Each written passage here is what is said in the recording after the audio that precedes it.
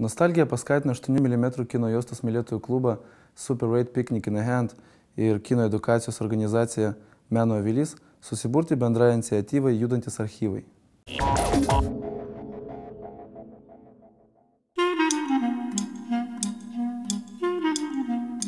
Judantis archyvai tai yra Meno avilio ir kartu su 8 mm klubu Super 8 Picnic in a Hand iniciatyva, kuria siekiama pasidomėti, kokios buvo mėgėjiško kino tradicijos anksčiau, bendraujant su žmonėm, kurie filmuodavo ant 8 mm ir 16 mm juostų.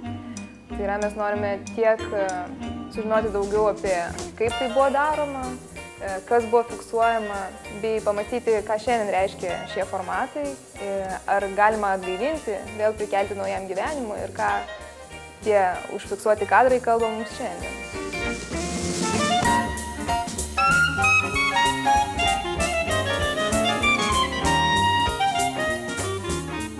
Žvelgiant į 8 mm kino juostą šiandien, kaip palaipsniui pereinama prie skaitmeninio formato, kyla klausimas apie jų išliekamąją vertę.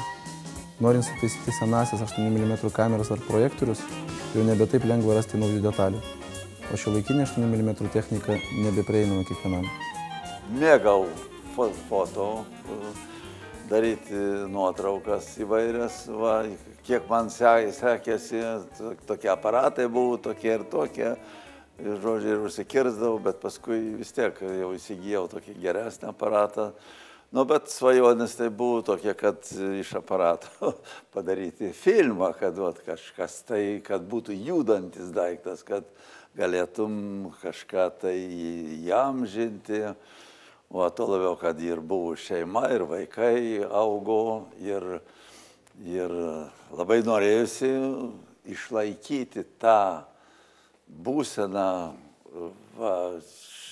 šeimos, vaikų, ir save tokį jauną išlaikyti, kaip kad prieš daugelį metų, sakysim, kad jeigu kada nors tektų kam nors pasižiūrėti po kokio 20-30 ar daugiau metų, tai būtų kažkoks tai, reiškia, kaip ir paminklas ir toks, nu, labai įdomu pasižiūrėti.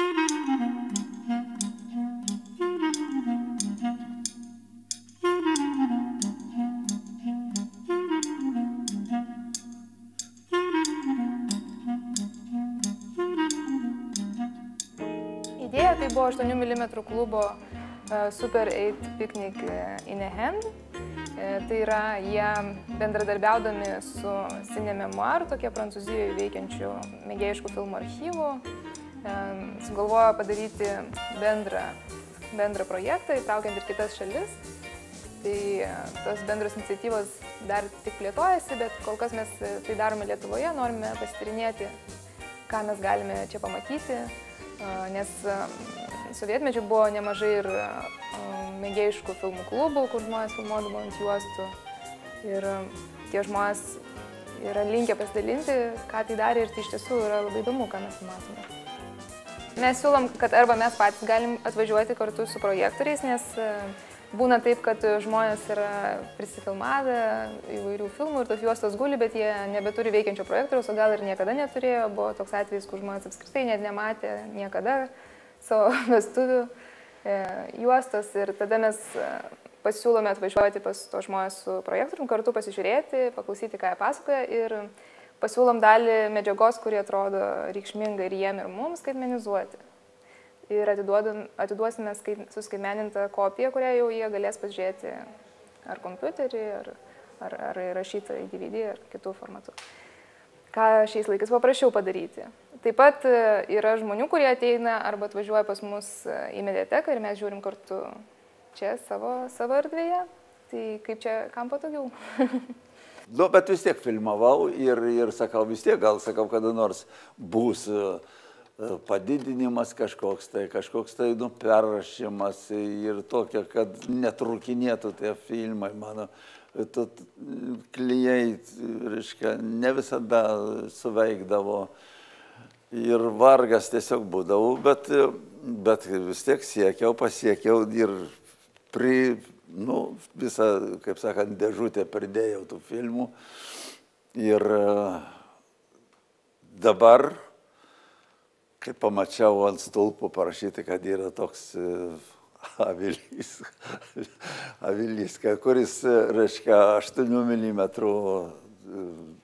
gali perdaryti į DVD, tai aš su mielu noru susipažinau su gerbiama Lina ir mane užvedė ant kelio. Tai aš su mielu noru atsivežiau visą dėžę šitų filmų ir pradėjom ieškoti ir tikrai pasirodo viskas yra kaip reikiant ir dar nėra supelyję, kaip sakant, ir galima atstatyti.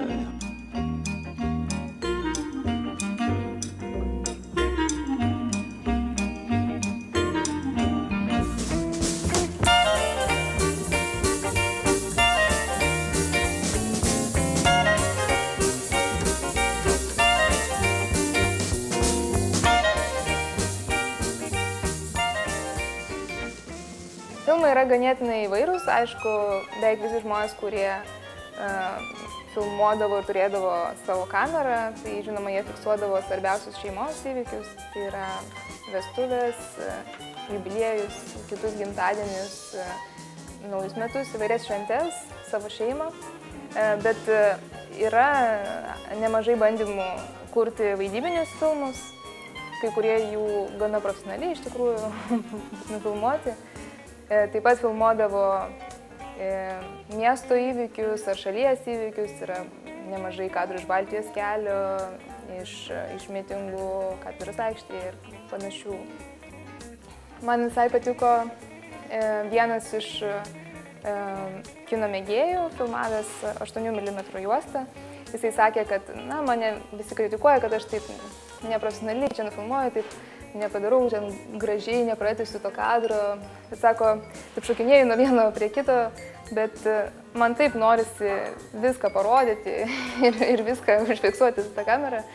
Ir man atrodo, tas atskleidžia, kuo skiriasi tas profesionalus kinas, kurio siekiama išlaikyti estetinį kokybę, ir mėgėjiškas, kur yra svarbu turinys, tai yra pasidalinti tuo, ką tu matai ir užfiksuoti atminčiai. Tiesiog įdomu pasižiūrėti, kiek jis gali atgyti šiandien, nes kažkuriom formomis ir yra gyvas, tai yra egzistuojantis ne tik Lietuvoje, bet ir kitose šalyse klubai 8 mm rodo, kad tas formatas yra įdomus, jisai suteikia nufilmuotiem kadram kažką tokio, ko mes neturime skaitmeninėme vaizde. Tai nereiškia, kad vienas ir kitas formatas būtinai yra geresnis, bet jis yra kitoks. Tačiau norėtųsi dar pajausti tą jungtį, kaip tas formatas buvo anksčiau naudojamas ir ką tai suteikia taip pat tiems, kurie šiandien filmuoja.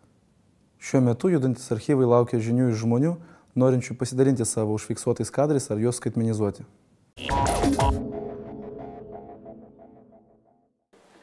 Manau, kad laimė yra daryti tai, ką nori gyvenime, iš tikrųjų realizuoti save, bet jausti kvėpavimą, nes dažnai mes būna iš tikrųjų labai skubame, bėgame, darome, realizuojame savo idėjas, bet nespėjame pajusti to tokio kvėpavimo, gyvenimo džiaugsmo.